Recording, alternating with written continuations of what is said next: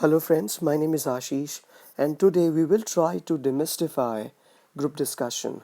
What group discussion is, what kind of things are noticed or on what basis we are gauged, how to be good in group discussion or how to clear this obstacle which is one of the obstacles in getting what we want as an admission in a good college.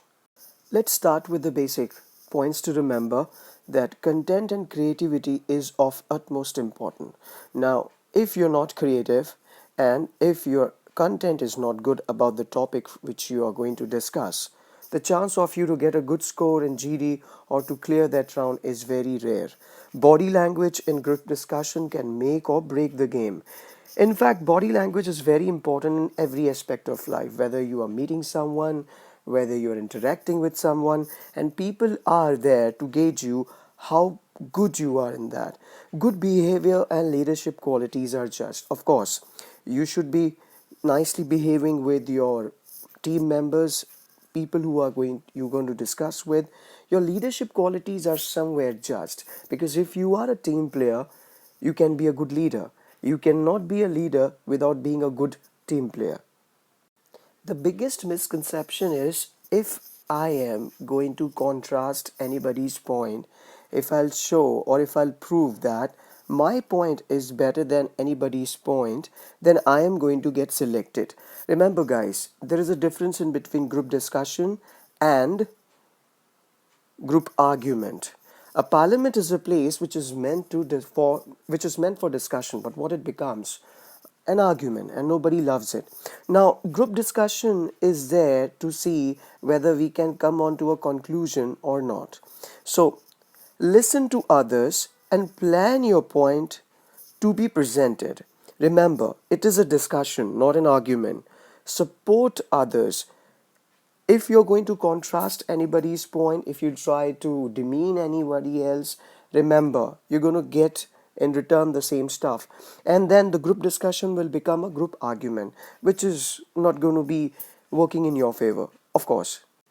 But that does not mean that you're going to agree to anybody's point. For example, if you have to say something else which the other person has said, and if you do not agree to that point, the better way to present your point is as per me, not I don't agree to you or what you're saying is not correct. You can always be a little sugar coated. You can say, as per me, this is what is I believe in.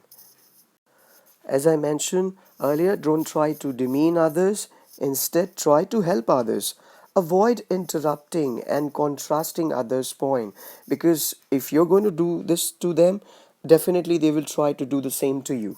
If people are getting deviated from the point, that's your opportunity to bring them back on track and start voicing out your point. For example, if people are arguing, definitely there are going to be two or three students arguing with each other, and then in that argument, you're not getting an opportunity to talk.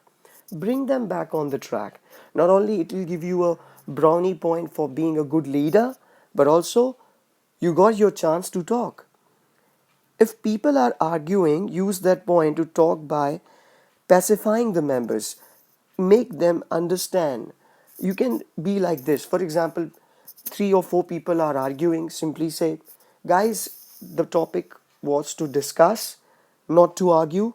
And as per me, this is what my point of view is. You got your chance to speak, and of course, you got acknowledged by the team members and definitely noticed by the person who's going to select you for the next round. Now, guys, somewhere this is the most important point. We all talk, we all discuss, like, this is what I feel, this is what is going on, but we never conclude our point. Remember, guys, group discussion is there to get an answer. Group members are discussing to come on a conclusion. So be conclusive and clear about what you think about something. For example, always conclude your point. Discussion is done to get a conclusion. So end your point always. Do not bluff or confuse anyone. Remember, you're not trying to sell anybody anything. And the person who is noticing you or observing you definitely knows better than what you know about the topic or point. Of course, they are observing many more candidates just like you. So do not bluff. Numbers and facts should be said only if you are absolutely sure about it. But then, in the heat of the moment, if you give a number, always say approximately to be on a safer side. I know the next point is quite boring because rather than reading, many times you have heard this in your verbal section. Anytime, whenever you meet an English teacher, he or she will suggest you to read as much as possible. Again, it is going to help you because reading will make you more intellectual, more aware about different things, and that will be definitely giving you a edge when you're going to talk about many things. So read as much as possible. Very important. Sleep well before the GD. And yes, most important, look impressive. I say that imagine that you're going on a blind date and you should look and behave your best because on this date, you will be decided, the person is going to decide whether you should be considered for the next date or not, or for the next round or not. So, this is what you should be doing in a nutshell. Guys, for many tips just like these and for many practice sessions, please join us and we'll have a further discussion on it. Thank you.